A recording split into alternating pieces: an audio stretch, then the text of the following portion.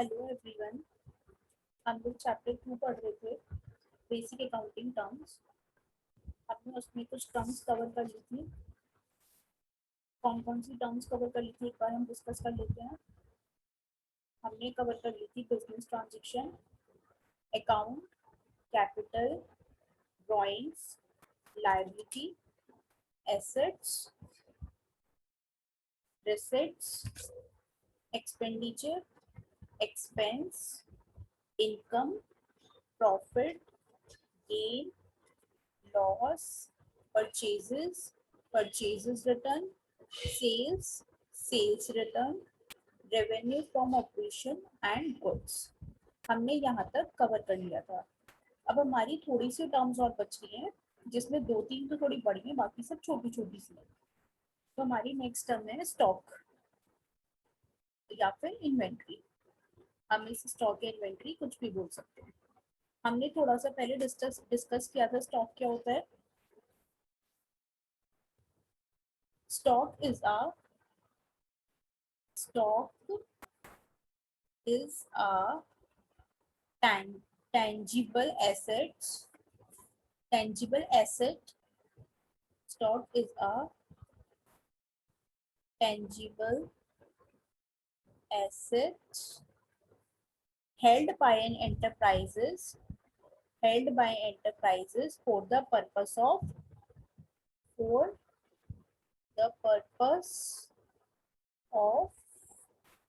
sale in the ordinary course of business. In the ordinary course of business. हमें पता है ordinary course of business क्या होता है। हमने लास्ट क्लास में डिस्कस किया था। जो हमारे बिजनेस की मेन एक्टिविटी होती है, जो भी हम एक्टिविटी कर रहे हैं, वो हमारा ऑर्डिनरी कोर्स ऑफ बिजनेस होता है। इसमें स्टॉक जो कि एंटरप्राइज अपने पास रखता है, स्टॉक करके रखता है किसके लिए? For the purpose of sale के लिए। जो भी स्टॉक एक टेंजिबल एसेट है। स्टॉक एक टेंजिबल एसेट है। टेंजिबल एसेट जो कि सेल के पर्पस से एंटरप्राइजेस में रखी हुई है, उसे स्टॉक बोलते हैं in the ordinary course of business.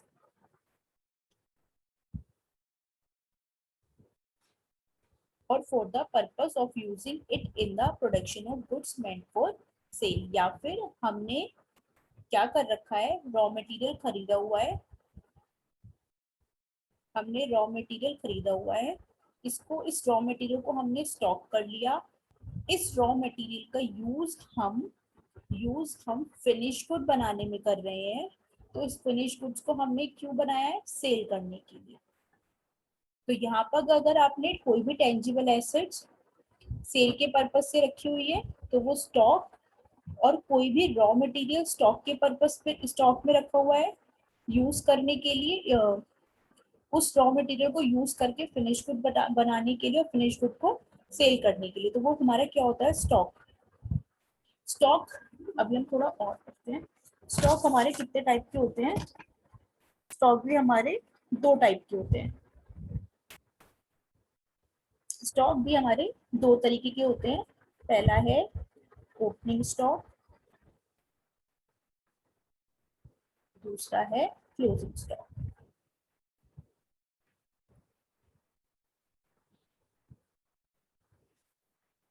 अब हम इसमें क्या करते हैं, पहले पढ़ते हैं केस 1।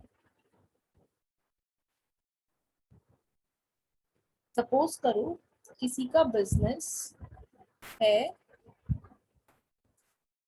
और उसकी शॉप है, मतलब फैक्ट्री नहीं है, यहाँ पर शॉप है।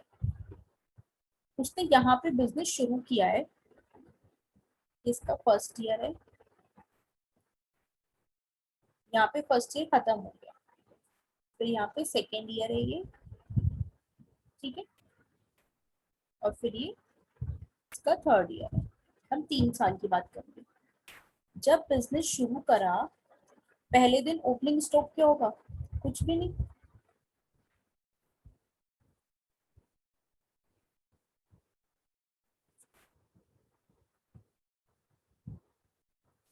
पहले दिन ओपनिंग स्टॉक क्या है? यहाँ से क्लोजिंग स्टॉक बता देते हैं, क्योंकि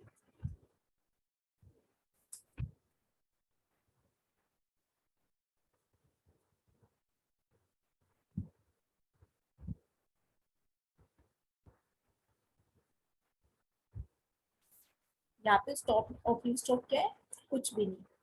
अब इन्होंने इस साल में सपोज करो 1000 आइटम खरीदे, कितने परचेज करे, 1000 आइटम, और सेल कितने कर दिए, 750, सेल आउट हो गए, तो रिमेनिंग कितने बचे, 250।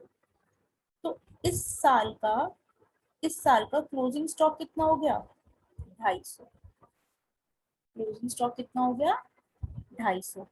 जो इस साल का क्लोजिंग स्टॉक होगा वही अगले साल का ओपनिंग स्टॉक होगा।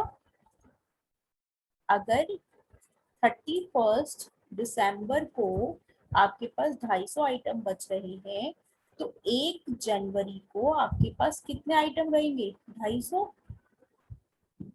ओपनिंग स्टॉक आपके पास 250 है। फिर आपने पूरे साल में 1000 परचेज कर लिए, यानी कि 1200 परचेज कर लिए। हमने यहाँ कितना परचेज कर लिया, 1200 रुपए, 1200 आइटम, सॉरी 1200 आइटम हमने और परचेज कर लिए। पहले कितने थे हमारे पास, स्टार्ट को थोड़ा बड़ा कर लेते हैं, 1200 यहाँ पे थोड़ा बड़ा करके बनाएंगे ताकि आपको समझ आए।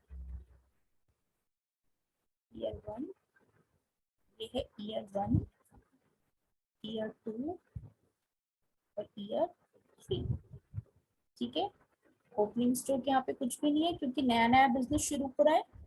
यहाँ पे हमने पूरे साल में परचेज कितने करे, 1000 आइटम, जिसमें से हमारे सेल हो गए 750। तो हमारे पास क्लोजिंग स्टॉक कितना बचा, 250 रुपए का। तो यहाँ 31 दिसंबर को आपके पास कितने आइटम है, 250। तो आपके पास 1 जनवरी को भी कितना ओपनिंग स्टॉक होगा, 250। फिर आपने इस साल में सेकेंड ईयर में कितने और परचेज कर लिए, 1200। आपने 1200 आइटम और परचेज कर लिए, और आपके पास ओपनिंग स्टॉक कितना था, 250 रुपए का। तो आपके पास टोटल कितना हो गया, कितने आइटम हो गए, 1450। और इस साल आपकी सेल हुई सपोज करो 1100 आइटम की। आपने 1100 आइटम बेच दिए। अभी हम केवल नंबर ऑफ आइटम्स की बात कर रहे हैं, कितने पे बेची ये नहीं डिस्कस कर रहे, कितने आइटम बेचे हम ये डिस्कस कर रहे हैं। यहाँ पे आ गया 5, यहाँ पे हो गया 350। आपके पास क्लोजिंग स्टॉक कितना बचा, 350। ये क्या है, आइटम्स, क्वांटिटी की बात कर रहे हैं हम, क्वांटिटी, कितने क्वांटिटी बची आपके पास 350 आइटम बच गए। फिर ये अगला साल आया ईयर थ्री, यहाँ पर ओपनिंग स्टॉक कितना हो गया, 350 रुपए। और हमने परचेज कितने कर लिए, सपोज करो हमने परचेज करे 1400। ओपनिंग स्टॉक कितना है, 350, 350। तो टोटल कितना हो गया, 0571। हमने सेल कितने कर दिए, 1500 रुपए। तो कितना बच गया, 250 रुपए। तो यहाँ पे क्लोजिंग स्टॉक कितना हुआ, 250। और यहाँ पर क्लोजिंग स्टॉक कितना हुआ, 350। पिछले साल का क्लोजिंग स्टॉक इस साल के ओपनिंग स्टॉक के बराबर होगा।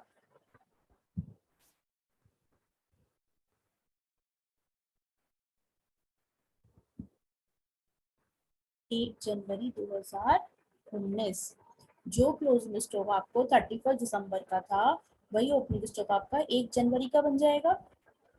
तो यहाँ पर 1 जनवरी 2019, और यहाँ पे क्या हो गया, 31 दिसंबर 2019 का क्लोजिंग स्टॉक कितना है, 350। तो अब 1 जनवरी 2020 को ओपनिंग स्टॉक कितना हो जाएगा, 350। और यहाँ पर दिसंबर 31 दिसंबर 2020 में आपका क्लोजिंग स्टॉक कितना होगा? 250। ठीक है, पिछले साल का क्लोजिंग स्टॉक इस साल के ओपनिंग स्टॉक के बराबर होता है। भाई ईयर एंड पे आपका इतना बचा तो ईयर के बिगनिंग में भी तो इतना होगा। और ईयर के बिगनिंग में जो हमने नया खरीदा वो ओपनिंग स्टॉक में नहीं, वो परचेजेस में जाएगा। सपोज करो 1 जनवरी, जैसे यहाँ पे कितना है, यहाँ पे ये वाली वैल्यू 31 दिसंबर को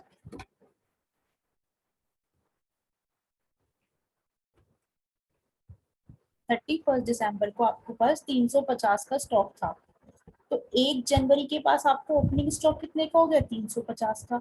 और आपने 1 जनवरी को 10 आइटम और खरीद लिए, तो ये आपके परचेजेस में जाएगा, ओपनिंग स्टॉक में नहीं। ओपनिंग स्टॉक का तो मतलब वही होगा जो पिछले साल से कैरी फॉरवर्ड हुआ होता हुआ आ रहा है। तो इसलिए क्लोजिंग स्टॉक लास्ट ईयर का इस साल को ओपनिंग स्टॉक हमेशा इक्वल होता है, क्योंकि हम पिछले साल के क्लोजिंग स्टॉक को ही कैरी फॉरवर्ड करके इस साल के ओपनिंग स्टॉक में ले जाते हैं। तो स्टॉक क्या हो गया? ओपनिंग दो टाइप का हो गया, ओपनिंग स्टॉक और क्लोजिंग स्टॉक। ठीक है, स्टॉक का मतलब क्या होता है? हम कोई भी टेंजिबल आइटम जो हम अपने बिजनेस में स्टोर करके रखते हैं, बिजनेस में हमने एंटरप्राइजेस में रख रखे हैं, किस लिए? फॉर द पर्पस ऑफ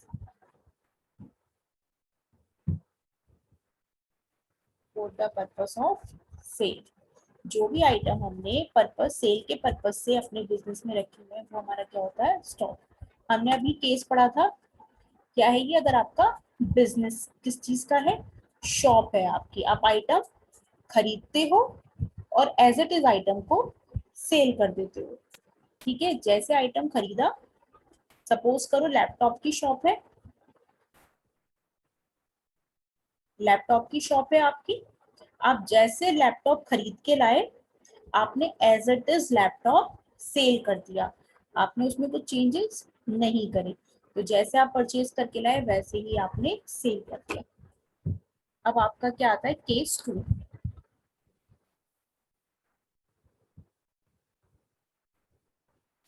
आपकी क्या है? फैक्ट्री है। आपकी क्या है? फैक्ट्री है। आप परचेज करके लाते हो कुछ और सेल करते हो कुछ और। ठीक है, सपोज हम किसका एग्जांपल ले लेते हैं, हमारी फैक्ट्री है बेडशीट की। हमारी बेडशीट्स की फैक्ट्री है। हम परचेज करके क्या लाते हैं? हम परचेज करके क्या लाएंगे फैक्ट्री में? Raw material.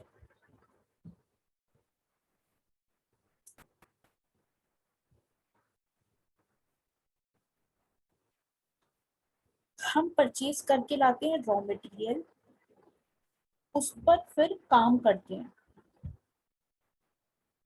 उस पर हम काम करते हैं, WIP, फिर हमारा क्या बनता है? Finish good. फिर हमारे क्या बनते हैं? Finish goods. हमने किसका एग्जाम्पल दिया है? फैक्ट्री है, किस चीज की? बेडशीट्स की। हमारे लिए रॉ मटेरियल क्या होगा? थ्रेड, धागा। हमारे लिए थ्रेड क्या होगा? धागा क्या होगा?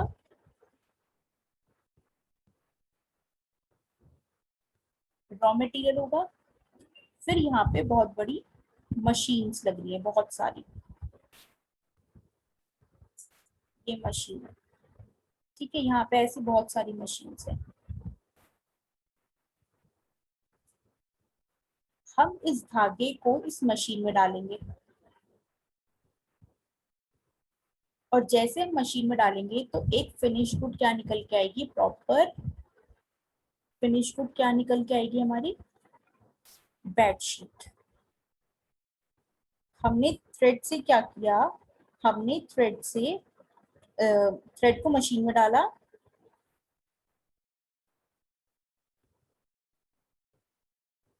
हमने इस थ्रेड को मशीन में डाला, मशीन में प्रोसेस हुई, और फिर हमारा ये आउटपुट निकल के आया।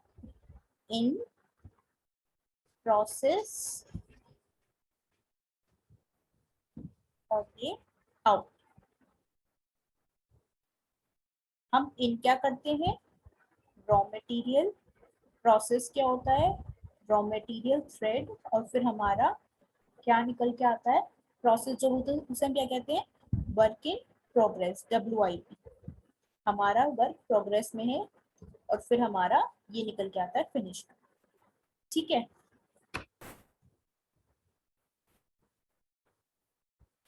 अब देखो ओपनिंग स्टॉक रॉ मटेरियल का भी होगा। अगर पहला साल है तो ओपनिंग स्टॉक कुछ नहीं होगा। हम जितने हम जितना थ्रेड खरीद के लाए, सपोज करो 100 बंडल्स खरीद के लाए थ्रेड के, ठीक है, अब उसको हमने मशीन में प्रोग्रेस के लिए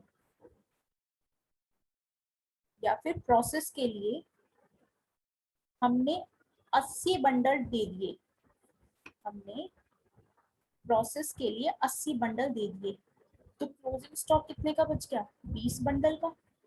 सेम यहाँ पर भी हम किसकी बात कर रहे हैं, क्वांटिटी की, कितने बंडल आए कितने। अब अगर ये भी नया बिजनेस है तो ओपनिंग स्टॉक कुछ नहीं होगा इसका।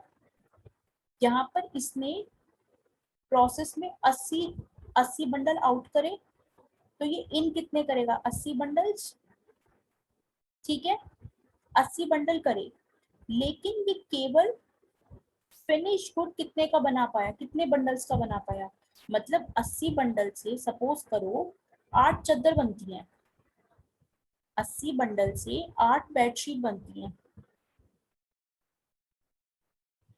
10 बंडल से एक बेडशीट बनती है, तो 80 बंडल से 8 बेडशीट बन गई। तो इसने केवल बेडशीट बनाई अभी 6। कितनी बेडशीट बनाई, 6 बेडशीट बनाई, 6 बेडशीट के लिए 60 बंडल यूज कर लिए, तो इसका क्लोजिंग स्टॉक कितना हो गया, 20 बंडल इसके बच गए अभी, जो वर्क इन प्रोग्रेस में है। ये 20 बंडल अभी मशीन में लगे हुए हैं, भाई सारे के सारे 80 बंडल मशीन में लगा दिए, जिसमें से 60 बंडल यूज होकर 6 चादर बन गई, 6 बेडशीट्स रेडी हो गई। तो अब 20 बंडल मशीन में लगे हुए हैं, तो कितना WIP का क्लोजिंग स्टॉक हो गया, 20 बंडल का। हमारा ओपनिंग स्टॉक कुछ नहीं है फिनिश गुड का। अब हमारे पास 6 बेडशीट आ गई रेडी होकर, तो फिनिश गुड रेडी वाली कितनी है, फिनिश गुड कितनी है, 6 बेडशीट। अब हमने इस 6 बेडशीट को सेल कर दी 4, हमने 4 बेडशीट सेल कर दी, तो क्लोजिंग स्टॉक कितने का बचा, 2 का। 2 बेडशीट का क्या बचा, क्लोजिंग स्टॉक। इतना समझ आया है। अब हम अगर अगले साल की बात करें, अब हमारा आ गया, ये तो था ईयर 1, अब आ जाता है ईयर 2। यहाँ पे ओपनिंग स्टॉक कितना आ जाएगा, पिछले साल का क्लोजिंग स्टॉक यहाँ पे आ जाएगा ओपनिंग स्टॉक, प्लस हम परचेज कर लेंगे, सपोज हमने 80 और परचेज कर लिए, तो कितना हो गया हमारे पास टोटल 100, प्रोग्रेस में हमने दे दिया 60, तो क्लोजिंग स्टॉक कितने का बचा, 40 का। यहाँ पे ओपनिंग स्टॉक कितना बचा, ये वाला 20 बंडल, पिछले साल का क्लोजिंग स्टॉक, इस साल का ओपनिंग स्टॉक। हमें कितना, इसने कितना आउट किया 60, इसने कितना इन किया 60 बंडल, टोटल कितना हो गया 80, जिसमें से कितना फाइनल गुड्स में यूज हुआ, सपोज करो हुआ यूज 70, 8 बेडशीट बननी थी, बन गई 7 बेडशीट्स फाइनल, और 10 बंडल मशीन में क्या बच गए, क्लोजिंग स्टॉक। ये फिनिश गुड का ओपनिंग स्टॉक कितना है, पिछले साल का क्लोजिंग स्टॉक, इस साल का ओपनिंग स्टॉक 2 बेडशीट्स। हमने कितनी और रिसीव करी, भाई ये इसको दे रहा है, और ये फाइनल गुड्स बनाकर ये इसको रॉ मटेरियल दे रहा है, रॉ मटेरियल, ये रॉ मटेरियल मशीन्स में जा रहा है, प्रोग्रेस हो रही है, ये रॉ मटेरियल से बेडशीट बना रहा है, फिनिश गुड्स। कितनी बेडशीट बनी? 7। तो ये फिनिश गुड वाले डिपार्टमेंट में भेज रहा है इसे। तो कितनी रिसीव हुई बेडशीट? इसे 7। तो उसके बाद टोटल कितनी बेडशीट हो गई? 2 पिछले साल की बची हुई थी, 7 इस बार बनी है अभी तक। तो कितनी हो गई? 9। टोटल बेडशीट कितनी हो गई? 9। इसने सेल कितनी कर दी? 8। 8 बेडशीट सेल आउट कर दी। तो कितना क्लोजिंग स्टॉक बच गया? 1 बेडशीट। इतना समझ आता है? रॉ मटेरियल का department A, work in progress का डिपार्टमेंट बी और फिनिश गुड का डिपार्टमेंट सी। डिपार्टमेंट ए सामान खरीद के लाया, सामान खरीद के लाया डिपार्टमेंट ए, डिपार्टमेंट बी को भेज दिया। उस रॉ मटेरियल पे डिपार्टमेंट बी ने काम करके उसे फिनिश गुड में कन्वर्ट कर दिया। फिर डिपार्टमेंट बी ने फिनिश गुड को डिपार्टमेंट सी में ट्रांसफर कर दिया। फिनिश गुड्स ट्रांसफर, उसने सारा फिनिश गुड इकट्ठा करा, जितने की डिमांड आई उतना सेल किया, बाकी जो वो क्लोजिंग स्टॉक बचा। तो अब आपको इतना क्लियर हो पा रहा होगा कि जब फैक्ट्री का काम होता है, जब किसी फैक्ट्री में काम होता है, तो उन्हें क्लोजिंग स्टॉक कई डिपार्टमेंट पे, ओपनिंग स्टॉक कई डिपार्टमेंट के बनाने पड़ते हैं। अपना रॉ मटेरियल का अलग है, WIP का, WIP मतलब वर्क इन प्रोग्रेस, और फिनिश गुड्स का, वो सब चीज का क्लोजिंग स्टॉक ओपनिंग स्टॉक बनाएगा। ऑल्दो हमारे 11th के सिलेबस में सिर्फ अभी ये इतना डीप कंसेप्ट नहीं है, ये केवल थ्योरी समझाई है मैंने। ये मैंने आपको केवल थ्योरी, एक पिक्चर आपके माइंड में क्रिएट हो गई होगी कि रॉ मटेरियल से वर्क इन प्रोग्रेस कैसे हुआ, वर्क इन प्रोग्रेस से फिनिश गुड कैसे हुआ, तो उसका ओपनिंग स्टॉक क्लोजिंग स्टॉक कैसे होगा। वरना तो सिंपल सा है, ओपनिंग स्टॉक प्लस परचेजेस, इसका फॉर्मूला अगर देखो, माइनस सेल्स, तो क्या आ जाएगा आपके पास? Closing stock. ये आपका आ गया। अगर आपको क्लोजिंग स्टॉक दे रखा है तो इसमें प्लस कर दो सेल्स, माइनस कर दो परचेजेस, तो आपके पास क्या निकल के आ जाएगा? आपके पास ओपनिंग स्टॉक निकल के आ जाएगा। छोटी सी वर्किंग है, ठीक है। तो जब भी हमारा जितना भी मटेरियल हमारा यूज हुआ या जितना भी हमने सेल कर दिया, उसके बाद जो हमारा बचता है वो हमारे स्टॉक में रखा जाता है।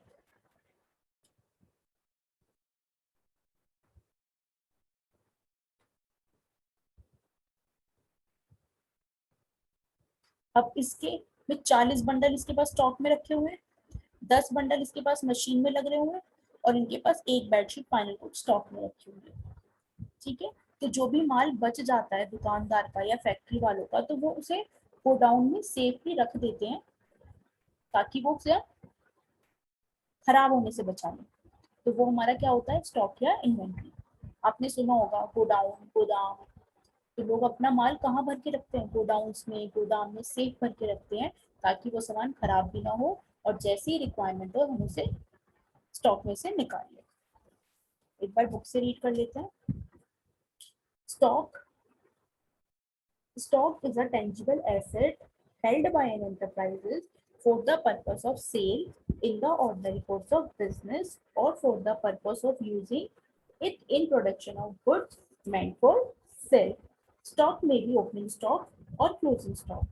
Opening stock is the stock in hand in the beginning of the accounting year. Stock, opening stock का मतलब क्या होता है? वो स्टॉक जो हमारे पास साल के स्टार्टिंग में हमारे हैंड में है, ठीक है। In other words, it is a stock in hand at the end of the previous accounting year, जो कि पिछले साल का क्लोजिंग स्टॉक था, वो इस साल का हमारा ओपनिंग स्टॉक बन जाएगा। नेक्स्ट है closing stock. Closing stock is the stock in hand at the end of the current accounting period. Current accounting और प्रीवियस मतलब पिछला साल, और करंट मतलब जिसमें आप काम कर रहे हैं, करंट ईयर, ये वाला साल। जैसे हमारा क्या चल रहा है? 2021 चल रहा है, तो हमारा करंट ईयर क्या है? 2021, 2021, और प्रीवियस ईयर क्या था? 2020। तो क्लोजिंग स्टॉक वो होता है जो हमारे करंट अकाउंटिंग पीरियड के एंड में होगा। स्टॉक ऑफ द गुड्स, अब हमने देख लिया स्टॉक किस किस का हो सकता है। स्टॉक ऑफ द गुड्स भाई शॉप वाले के केस में था, जैसा लैपटॉप खरीद के लाया वैसे ही बेच दिया, stock of the raw material, stock of the WIP work in progress, और स्टॉक ऑफ द फिनिश। ठीक है, ये किसके केस में, फैक्ट्री वाले के केस में, जहां मैन्युफैक्चरिंग मतलब जहां मैन्युफैक्चरिंग होती है, जहां सामान बनता है। और ये वाला किसी शॉप की बात है या मॉल, जहां पे वो सामान जैसा खरीद के लाया वैसा ही सेल कर दिया। ये खरीद के कुछ और लाया, बेचा इसने कुछ, सॉरी,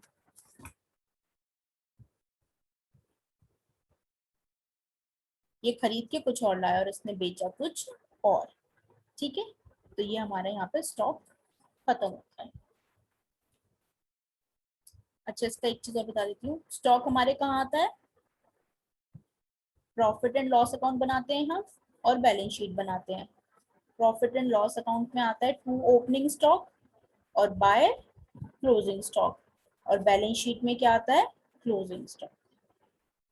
बैलेंस शीट में केवल क्लोजिंग स्टॉक आता है, और प्रॉफिट एंड लॉस अकाउंट में यहाँ ओपनिंग स्टॉक आएगा, यहाँ क्लोजिंग स्टॉक आएगा। ठीक है, आपको छोटी सी बैलेंस शीट और छोटा सा प्रॉफिट एंड लॉस बना के दिखाने का सिर्फ एक यही पर्पस है कि आप लोगों को पता चल जाए कि ये जाते मतलब P&L में इनका कहाँ पे इनकी पोस्टिंग होगी और बैलेंस शीट में ये कहाँ पे शो करे जाएंगे।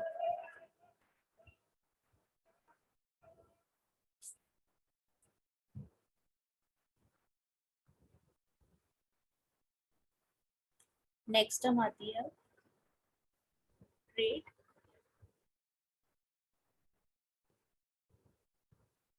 Trade receivables. ट्रेड रिसीवेबल्स मतलब क्या, डेटर्स। डेटर्स, हमने पढ़ा था डेटर्स कौन होते हैं। इस डेटर्स में एक टर्म और इंक्लूड होती है, बिल्स।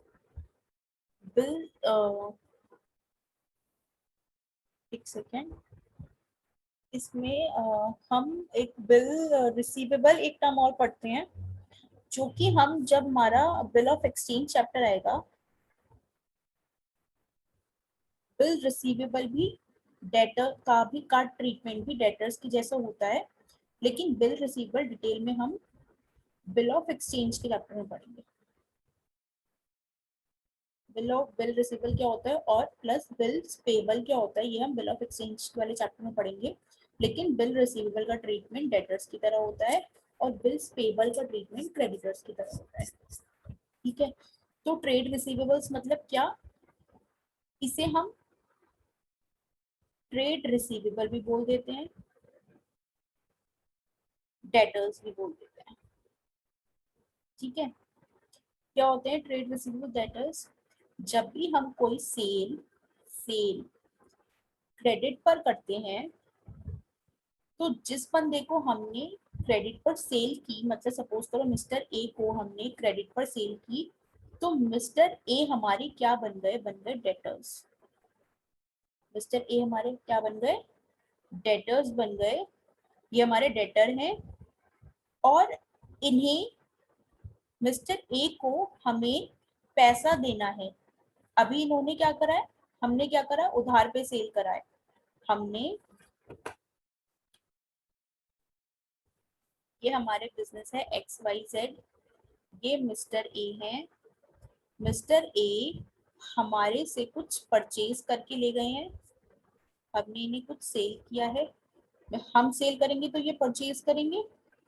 ठीक है, और अभी किस पे सेल किया है, क्रेडिट पर, मतलब ये सामान तो ले गए लेकिन इन्होंने अभी पैसे नहीं दिए हैं। इन्होंने कहा मैं पैसे 1 महीने बाद दूंगा, तो 1 महीने तक जब तक ये पैसे नहीं देते तब तक ये हमारे क्या बन जाएंगे, डेटर।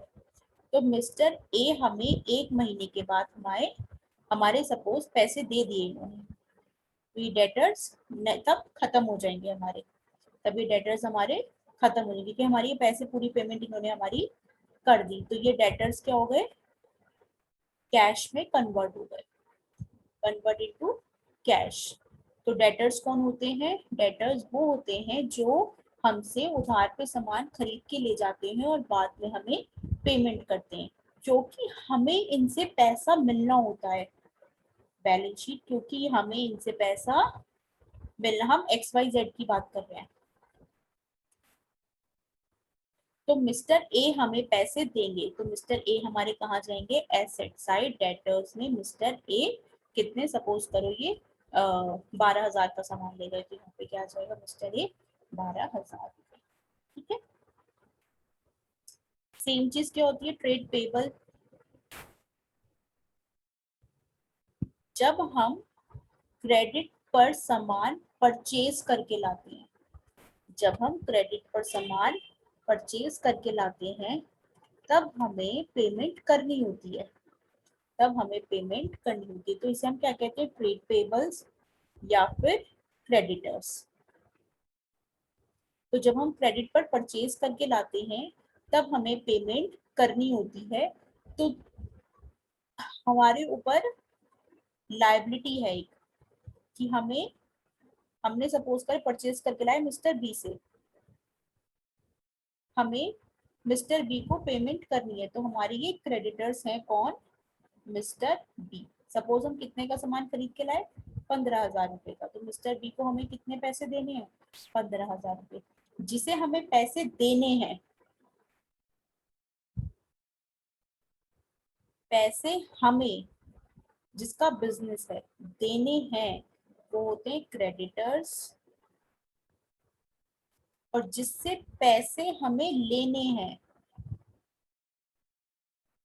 वो होते हैं हमारे डेटर्स। क्रेडिटर्स कहाँ जाते हैं, लायबिलिटी साइड, और डेटर्स कहाँ जाते हैं, एसेट्स। पैसे देने हैं तो क्रेडिटर्स, पैसे लेने हैं तो डेटर्स। हमने यहाँ पे उधार पे, यहाँ पे क्रेडिट पर परचेज किया है, और यहाँ हमने क्रेडिट पर सेल किया है। जब हम सामान बेचते हैं तो हमें पैसा मिलता है, तो वो हमारे डेटर्स होते हैं। जब हम सामान खरीदते हैं हमें पैसे देने होते हैं, तो वो हमारे क्रेडिटर्स होते हैं। क्रेडिटर्स हम लायबिलिटी साइड शो करते हैं, डेटर्स हम एसेट साइड शो करते हैं। ठीक है। और जैसा हमारा डेटर्स का ट्रीटमेंट होता है, वैसा हमारा bill of receivables,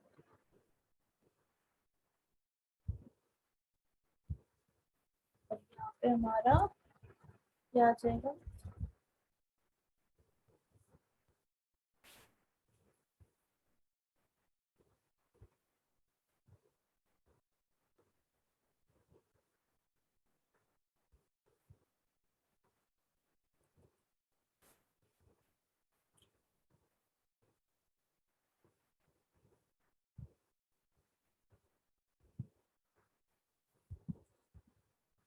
bill of exchange में हम दो टर्म्स पढ़ेंगे,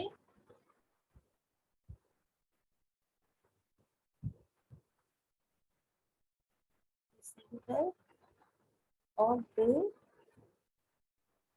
पेबल। तो बिल रिसीवेबल मतलब डेटर्स जैसा ट्रीटमेंट, और बिल्स पेबल मतलब क्रेडिटर्स।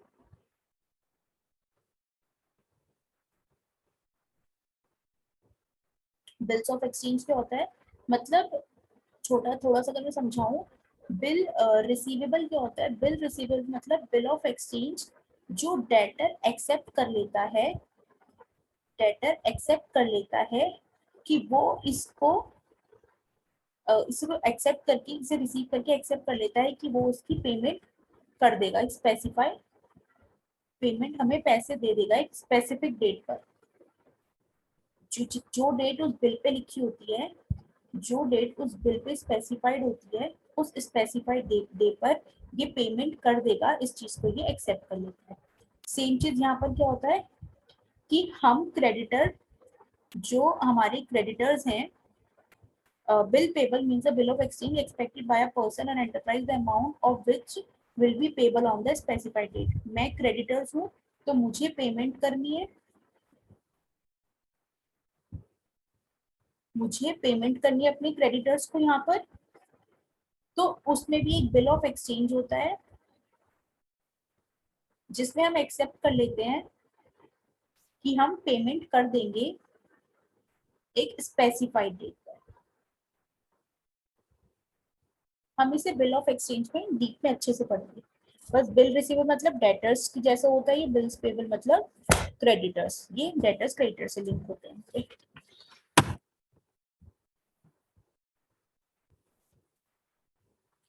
अब नेक्स्ट आता है आपका कॉस्ट। अब थोड़ी थोड़ी सी छोटी छोटी टर्म्स बची हैं, वो हम जल्दी जल्दी कवर कर लेंगे। कॉस्ट मतलब क्या होता है? नेक्स्ट टर्म है कॉस्ट।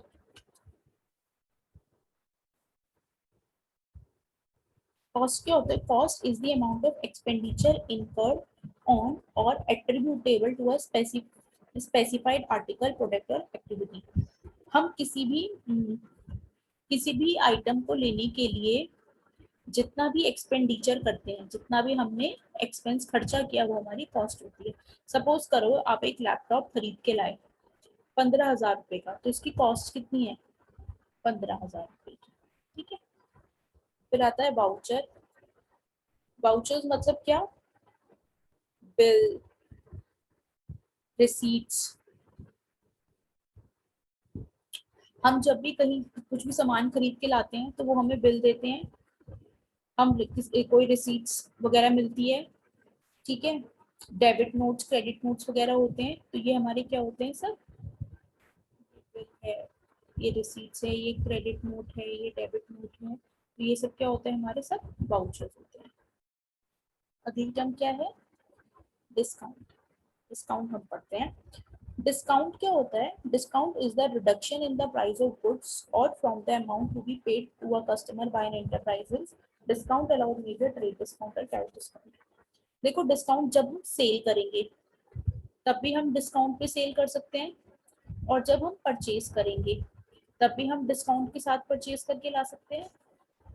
ठीक है। तो डिस्काउंट तो दोनों केस में एप्लीकेबल हो सकता है। डिस्काउंट तो दोनों केस में एप्लीकेबल होता है। भाई हमने सपोज करो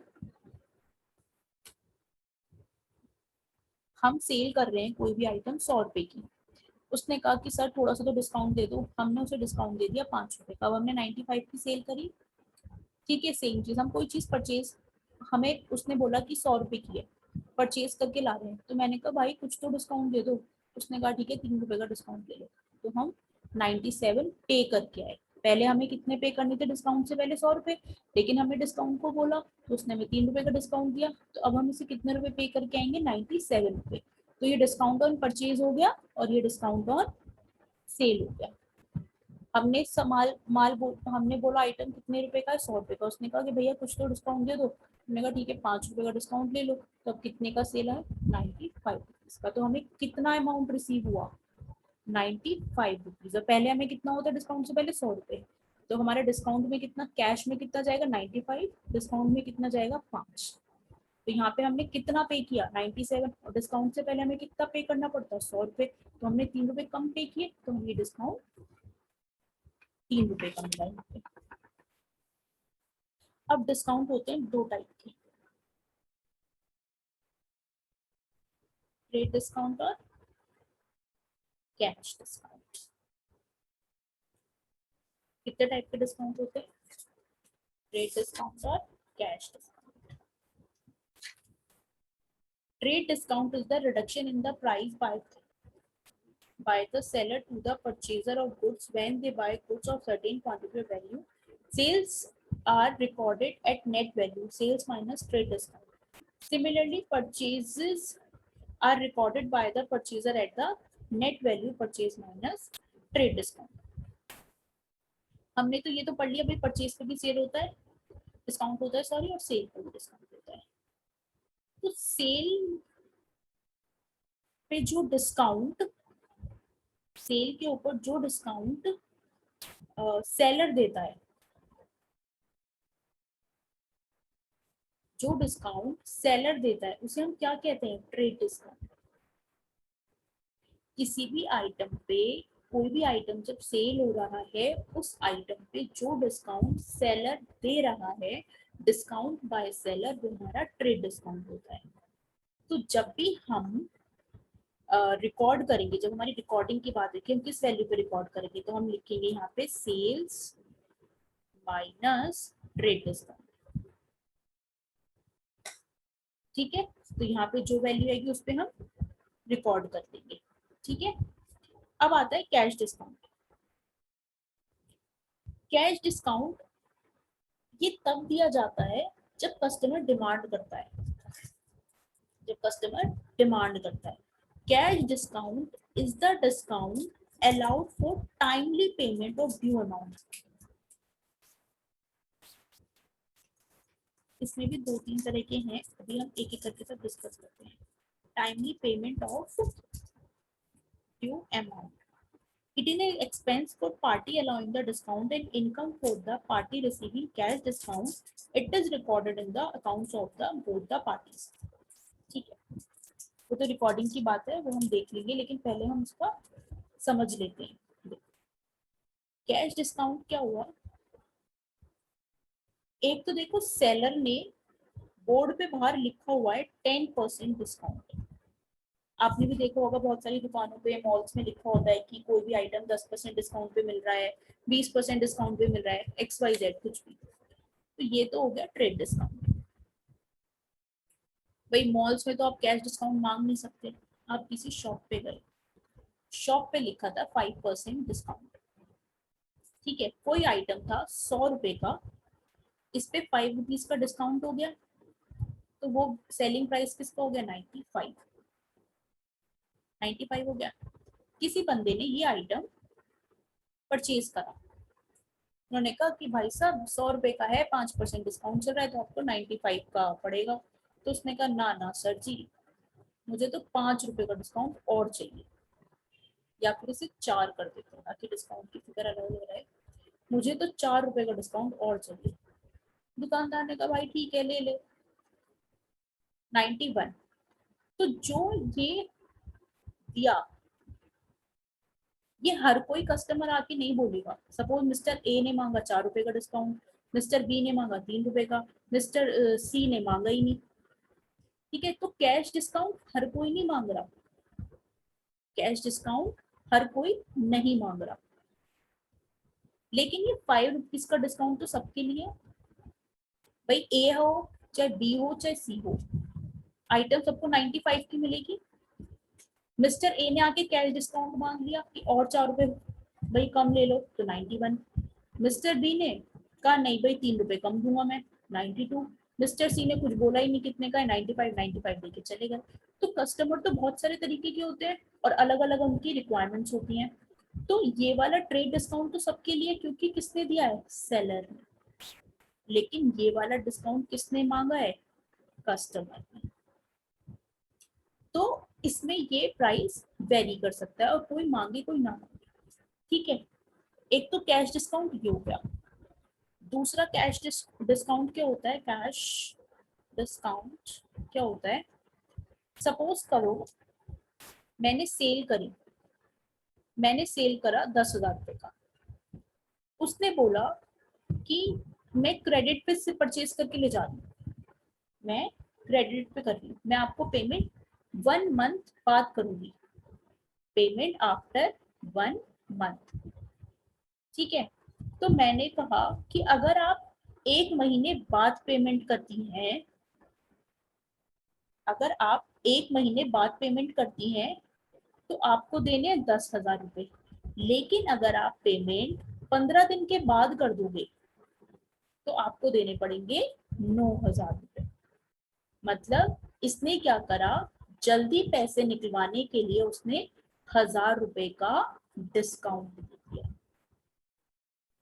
भाई पहले वो बंदी ए ने सेल करा बी को, ए ने सेल करा बी को 10,000 रुपए का, बी ने बोला मैं 1 महीने बाद पेमेंट करूंगी आपकी 10,000 रुपए की, तो तब ए ने बोला कि अगर आप 15 दिन के बाद पेमेंट कर देंगे तो आपको 10 नहीं केवल 9,000 रुपए देने पड़ेंगे। तो बी को क्या आएगा, लालच आएगा 1,000 रुपए का, तो वो क्या करेगा, अगर उसके पास पैसे होंगे ऑब्वियसली, तो वो 15 दिन बाद पेमेंट कर देगा, तो 9,000 रुपए देने पड़ेंगे, तो उससे 10,000 रुपए का क्या मिला, ये कैश डिस्काउंट। ठीक है, तो this is the main difference between the cash account and trade discount.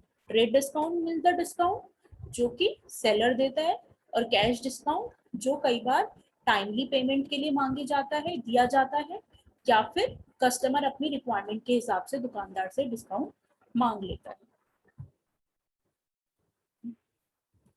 फिर नेक्स्ट टर्म आती है बैड डेट्स. बैड डेट्स हमने पढ़े थे क्या? जो डेटर्स हमारे बैड होते हैं, गंदे होते हैं, जो पेमेंट टाइम पर नहीं करते हैं या पेमेंट करी ही नहीं, तो वो हमारे क्या हो जाते हैं? बैड डेट्स हो जाते हैं. सपोज करो ए ने बी को सेल करा 10,000 रुपए का माल. ए ने बी को सेल किया 10,000 रुपए का माल. बी को पेमेंट करनी थी 10,000 रुपए की, लेकिन बी ने पेमेंट करी 9,000 रुपए की. ए के बार बार कहने पर भी बी ने 1,000 रुपए नहीं दिए, तो 1,000 रुपए ए के लिए क्या हो गए? Bad debts. इसके कितने के डेटर्स बैड हैं? 1,000 रुपए के. 9,000 तो मिल गए, लेकिन 1,000 रुपए नहीं मिले. तो जो डेटर्स बैड होते हैं, गंदे होते हैं, जो पेमेंट नहीं करते हैं, वो हमारे कौन से होते हैं? बैड डेट्स होते हैं.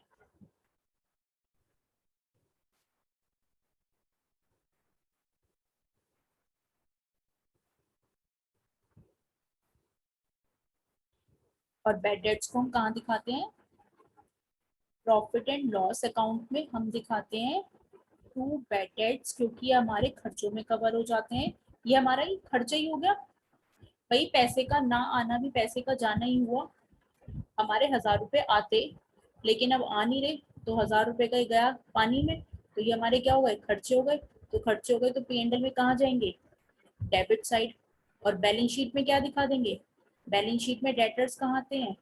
Asset side. तो डेटर्स कितने के थे? 10,000 रुपए के, जिसमें से बैड डेट माइनस कर दो. 19,000 कितने के भी हो सकते हैं डेटर्स, तो जिसमें से बैड डेट्स कितने के हो गए? 1,000 रुपए के. तो कितने के डेटर्स बचे? 18,000 रुपए के. तो बैड डेट्स हम डेटर्स में से माइनस कर देते हैं. ये जो आपको मैं P&L और बैलेंस शीट में पोस्ट करके दिखा रही हूँ ना, ये सिर्फ आपको समझाने के लिए है. अगर कुछ चीज में यहाँ कंफ्यूजन है तो प्लीज डरना मत, वो आगे सब चीज धीरे धीरे क्लियर हो जाएंगी.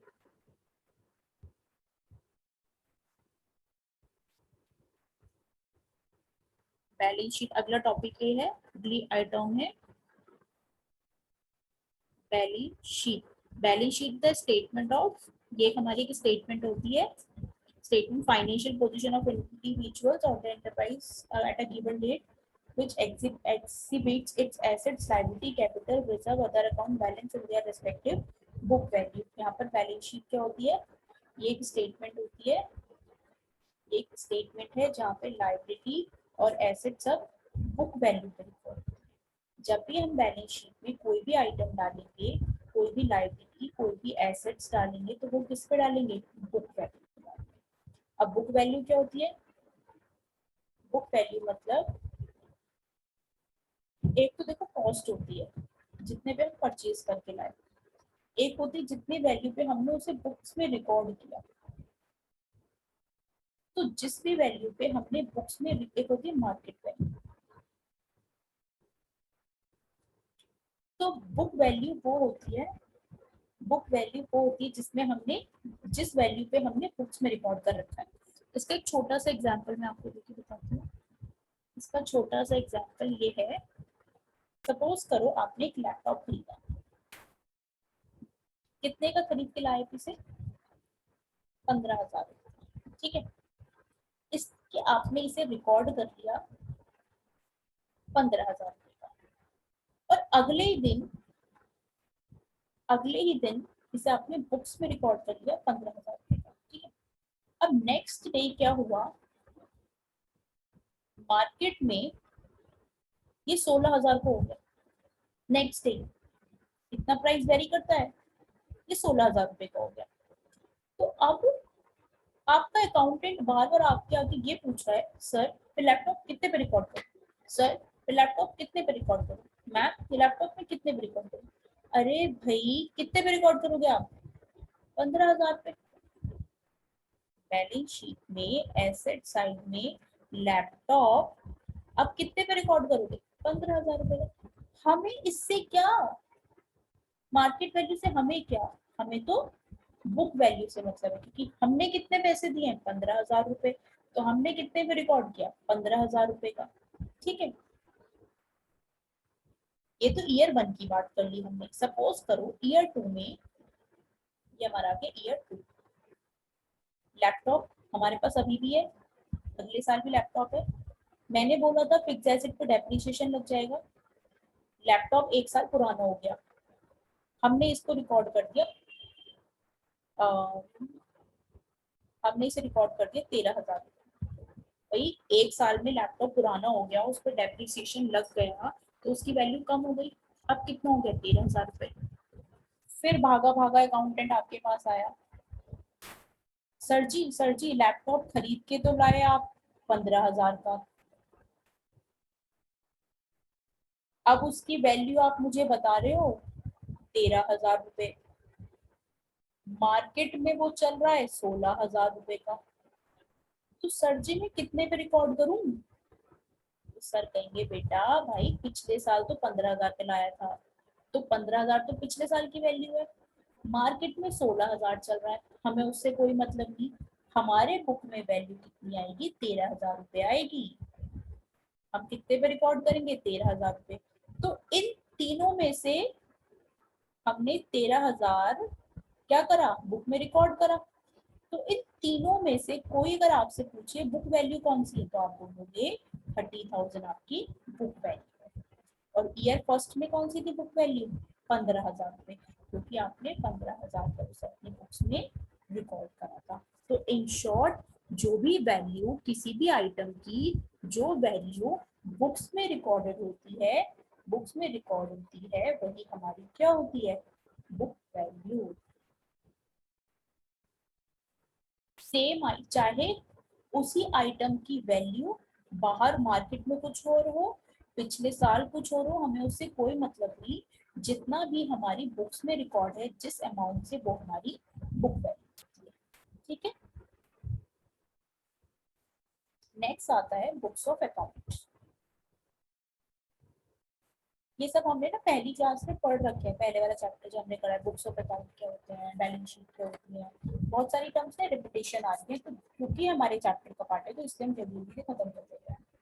बुक्स ऑफ अकाउंट क्या होती है? बुक्स ऑफ अकाउंट मतलब हमारी जो बहुत सारी बुक्स बनती है ना, cash book, bank book, journal, ledgers, तो इन्हें हम क्या क्या देते हैं? ये सब हमारी क्या है? ये सब हमारी क्या है? Books of accounts. ये हमारी बुक्स हैं अकाउंट्स, ये हमारी बुक्स ऑफ अकाउंट्स। ठीक है, अब नेक्स्ट आता है cost of goods sold.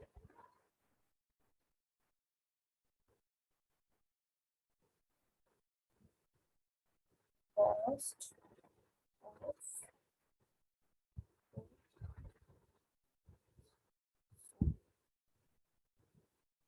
Cost of goods, जो भी गुड्स हमें सेल करनी है, जो भी गुड्स हमें सेल करने हैं उसकी कॉस्ट क्या है? सपोज करो एक बेडशीट बनाने में, एक बेडशीट बनाने में आपका 100 रुपए का खर्चा आता है, ठीक है, और आप इसे सेल करते हो 150 रुपए की, तो आपकी कॉस्ट ऑफ गुड सोल्ड क्या है?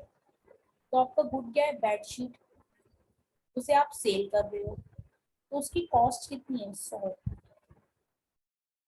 ठीक है, सेम चीज आप एक बेडशीट मार्केट से परचेज करके लाए, यहाँ पे आपने मैन्युफैक्चर करी है, बेडशीट आप मार्केट से परचेज करके लाए 120 रुपए की, और आप उसने सेल करी आपने उसे 150 रुपए की, तो आपके लिए कॉस्ट ऑफ गुड्स सोल्ड क्या हुई? 120 रुपए।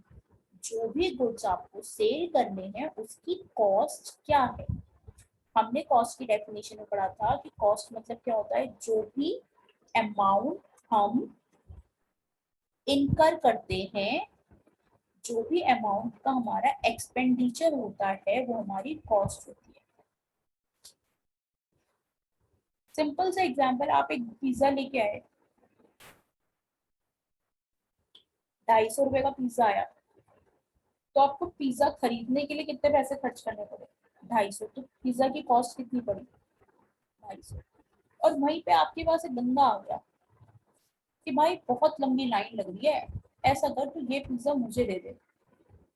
तो वो कहेगा कि भाई ढाई तो मैं भी तो लाइन में लग के लाया हूँ, कह रहा चल तू 300 का दे दे मुझे। तो आपने वो पिज्जा उसे 300 का सेल कर दिया। तो आपके लिए उस पिज्जा की कॉस्ट कितनी है? 250 रुपये। और सेलिंग प्राइस कितना है आपके लिए? 300 रुपये। 50 रुपये आपका क्या होगा? ठीक है। तो कॉस्ट मतलब वो जितना हमने खर्चा किया, कॉस्ट ऑफ गुड्स, और मतलब जो भी गुड्स हमें सेल करने हैं उसकी हमारे लिए क्या कॉस्ट है, that's cost of goods.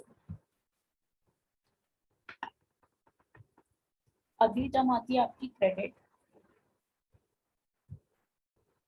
Credit मतलब हर एक लेजर की ना ये डेबिट साइड होगी, ये क्रेडिट साइड होगी। तो जो राइट साइड होती है ना वो क्रेडिट होती है, और जो लेफ्ट साइड होती है ना वो डेबिट होती है। तो credit is the right side of an account, it is an amount to be credited.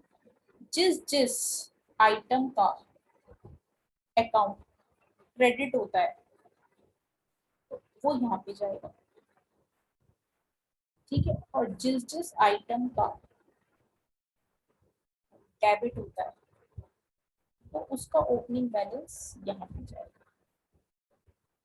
जिसका, अच्छा आप बोलोगे कि मैम क्रेडिट डेबिट क्या बहुत सारे आइटम होते हैं जिसका बैलेंस क्रेडिट होता है, और बहुत सारे आइटम होते हैं जिसका अमाउंट डेबिट होता है। जैसे जितनी भी हमारी एसेट्स होती हैं वो हमारी डेबिट होती हैं, और जितनी भी हमारी लाइबिलिटीज होती हैं वो हमारी सारी क्रेडिट होती है।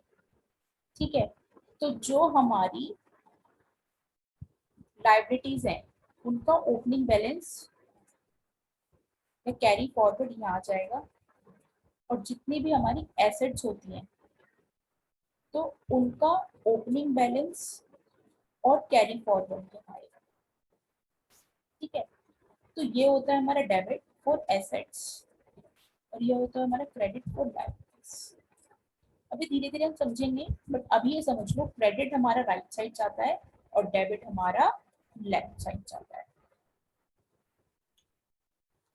इसे कहते हैं अमाउंट क्रेडिटेड, और इसे कहते हैं अमाउंट डेबिटेड। ठीक है। अगली टर्म आती है डेप्रिसिएशन। डेप्रिसिएशन क्या होता है? जब भी हम कोई एसेट्स यूज करते हैं तो उसके यूज करने की वजह से उसकी वैल्यू डिक्लाइन हो जाती है। जो वैल्यू डिक्लाइन होती है उसे हम क्या कहते हैं? डेप्रिसिएशन। जैसे अभी हमने ऊपर एग्जांपल लिया था, लैपटॉप कितने का था? 15,000 रुपए का। पूरे साल आपने इसे यूज किया, अब लैपटॉप की वैल्यू कितनी बची? 13,000 रुपए की। तो ये तो ओपनिंग वैल्यू थी, ये लैपटॉप की क्लोजिंग वैल्यू है। और यहाँ पर 2,000 रुपए क्या हो गए? Decline in value. इस डिक्लाइन इन वैल्यू को क्या बोलेंगे? 2,000 रुपए को डेप्रिसिएशन।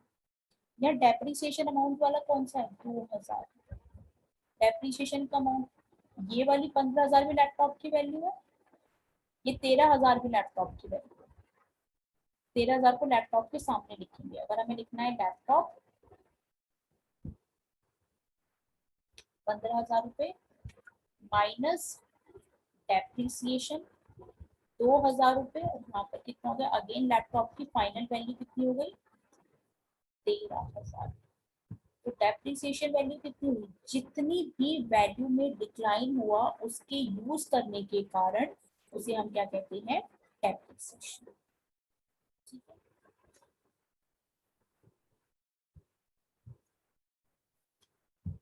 बस आज ही आपका चैप्टर खत्म हो जाएगा।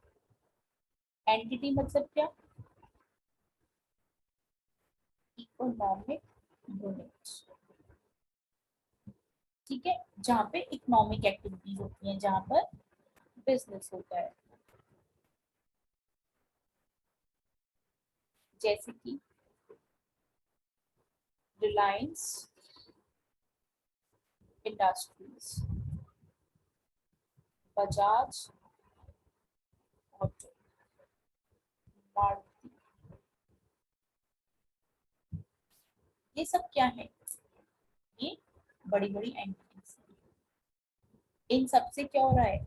इन सब से economic activities. A business entity means an enterprise established in accordance with the law to engage in the business activity. Entity मतलब क्या? जो लॉ के हिसाब से लॉ के हिसाब से एस्टैब्लिश होती हैं for business activity, for business activities. आप कोई भी एंटिटी खोल रहे हो लॉ के हिसाब से खोल रहे हो, लॉ के एक्ट में क्या क्या आता है, प्रोविजंस, सब follow other compliances,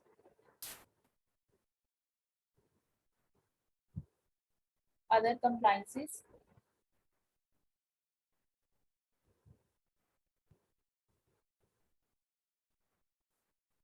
act, provisions, rules, other compliances, सबको फॉलो करके पूरे लॉ को अप्लाई करके कोई भी एंटिटी स्टैब्लिश कर रहे हो बिजनेस एक्टिविटी करने के लिए, तो उसे हम एंटिटी कहते हैं।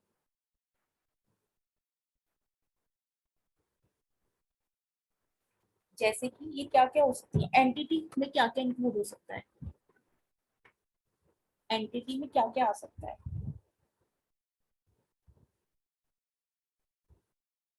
Proprietorship,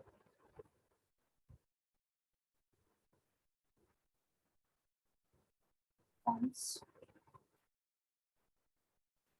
partnership firm,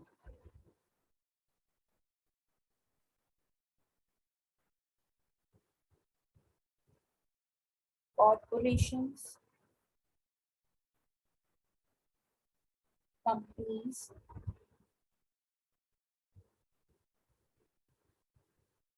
body corporate. ठीक है, तो इन सबको एक्सेट्रा, इन सबको हम क्या कहते हैं? इन सबको हम एंटिटी कहते हैं। ठीक है, तो an accounting system is always devised for the specific business entity, also called the accounting entity. ठीक है, एंट्री मतलब क्या होता है? अगला टर्म है entry. A transaction and event when recorded in the books of account is known as an entry. A transaction, ये आपने फर्स्ट क्लास में डिस्कस किया था, कोई भी ट्रांजेक्शन एंड इवेंट जब बुक्स में रिकॉर्ड हो जाता है तो हम क्या कह देंगे कि इस ट्रांजेक्शन और इवेंट की एंट्री हो गई। अरे एंट्री का मतलब क्या होता है? ये दरवाजा है, दरवाजे के अंदर आपने एंट्री कर दी, ठीक है, तो इसका मतलब क्या है? अंदर रूम में चले गए। तो सेम चीज क्या है? ये बुक्स ऑफ अकाउंट है, कोई भी ट्रांजेक्शन या इवेंट हुआ, इसे हमने यहाँ पे रिकॉर्ड कर लिया, तो इस ट्रांजेक्शन और इवेंट की क्या हो गई बुक्स ऑफ अकाउंट में? एंट्री हो गई। नेक्स्ट आता है इंसॉल्वेंट।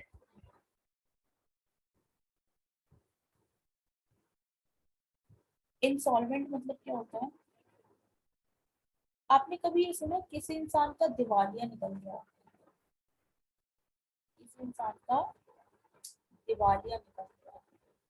अगर जब किसी इंसान का दिवालिया निकल जाता है, उसे इंसॉल्वेंट का हिंदी में मीनिंग है दिवालिया। ठीक है, अच्छा, अगर किसी ने नहीं सुना है दिवालिया वर्ड क्या होता है, तो इंसॉल्वेंट वो होता है कोई पर्सन जो अपने उधार को पे करने की हालत में नहीं होता है।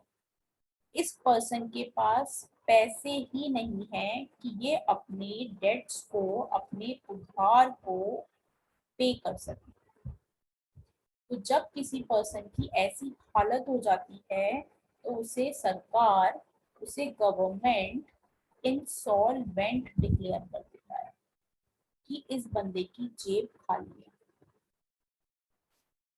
वो अपनी पॉकेट में हाथ डालता है और पॉकेट में हाथ डालने के बाद पॉकेट बाहर निकाल देता है कि मेरे पास कोई पैसे नहीं है, आई हैव नो मनी, मेरे पास कोई भी पैसे नहीं है, इसके पॉकेट्स बाहर निकली है। बहुत गंदा ड्रॉ करा है, बट प्लीज समझ जाना, इसकी पॉकेट्स बाहर निकली हैं, इसके पास पैसे मनी नहीं है, ये बंदा बिल्कुल खाली है। तो जब किसी पर्सन की ऐसी हालत हो जाती है, वो अपने पैसे उधार पे करने की हालत में लायक नहीं बच रहा है, तो उसे सरकार क्या कर देती है, इंसॉल्वेंट घोषित कर देती है। ठीक है, नेक्स्ट हम है प्रोप्राइटर। प्रोप्राइटर मतलब कौन, जो प्रोप्राइटरशिप फॉर्म हमने ऊपर पढ़ा था ना अभी, तो उसका जो ओनर होता है वो प्रोप्राइटर होता है, मतलब मालिक। बिजनेस का मालिक जो होता है वो कौन होता है, प्रोप्राइटर होता है। ठीक है, अब आता है डिबेट। नेक्स्ट, बस ये एक टर्म और बची है, डिबेट और solvent. Solvent is the last term. तो rebate is the reduction in the price allowed by the seller of the goods after the goods had been sold. Stating differently, rebate is offered and allowed on the sale of complete in the past. It is allowed for the reason other than for which trade discount is allowed. For example, discount allowed because of the poor quality of goods. Rebate क्या होता है, मतलब कि आप जैसे आपने कोई चीज सेल करी, आपने सेल करनी थी 100 रुपए की, लेकिन आपने इसमें रिबेट दे दी 20 रुपए की, तो आपको कितने रुपए मिले, 80 रुपए। तो रिबेट कितनी हो गई, 20 रुपए। आपने क्यों 20 रुपए की रिबेट दी, क्योंकि सामान थोड़ा खराब सा हो गया। कई बार आप देखते हो शॉप पे जाते भी हो, कोई चीज आपको डिफेक्टिव मिलती है लेकिन आप वो खरीद लेते हो, तो वो उसके पैसे थोड़ा कम कर देता है, उसके पैसे थोड़ा कम कर देता है। एक एग्जांपल दूं, एक बार डब्ल्यू मार्ट से मैंने कुर्ती ली, और उस कुर्ती में एक छोटा सा होल हो रहा था, बहुत छोटा सा, स्लीव्स पे एक छोटा सा होल हो रहा था। तो वो कुर्ती थी 2500 रुपए की। जब मैंने उन भैया को बोला कि भैया इस कुर्ती पे तो बहुत छोटा सा छेद है, तो डिफेक्टिव है, तो उसने कहा मैम अगर आपको ये खरीदनी है तो ये मैं आपको 1000 रुपए में दे दूंगा, क्योंकि वो पीस डिफेक्टिव था। तो उन्होंने मुझे वो कुर्ती 1000 रुपए में दे दी, तो 1500 रुपए की उन्होंने मुझे क्या दी, रिबेट। उन्होंने 1500 रुपए की मुझे रिबेट दी, क्यों, क्योंकि उनका जो प्रोडक्ट था वो थोड़ा सा डिफेक्टिव था। तो ये रिबेट ट्रेड डिस्काउंट से अलग होता है, ये रिबेट ट्रेड डिस्काउंट से अलग होता है। ठीक है, अब लास्ट टर्म आती है solvent. Solvent is a person and enterprise which is in a position to pay its debt. Insolvent मतलब क्या होता है, इनसॉल्वेंट मतलब क्या होता है, जो डेट्स को अपने उधार को पे नहीं कर सकता। और सॉल्वेंट मतलब क्या होता है, जो अपने उधार और डेट्स को पे करने के लायक होता है, तो वो सॉल्वेंट होता है। और इंसॉल्वेंट मतलब इसका दिवालिया होता है।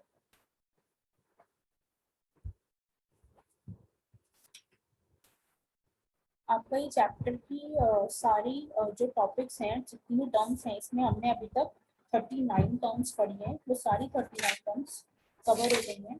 इससे आपको कोई भी डाउट है किसी भी टर्म में, तो प्लीज आप मुझे कमेंट करके बताइए।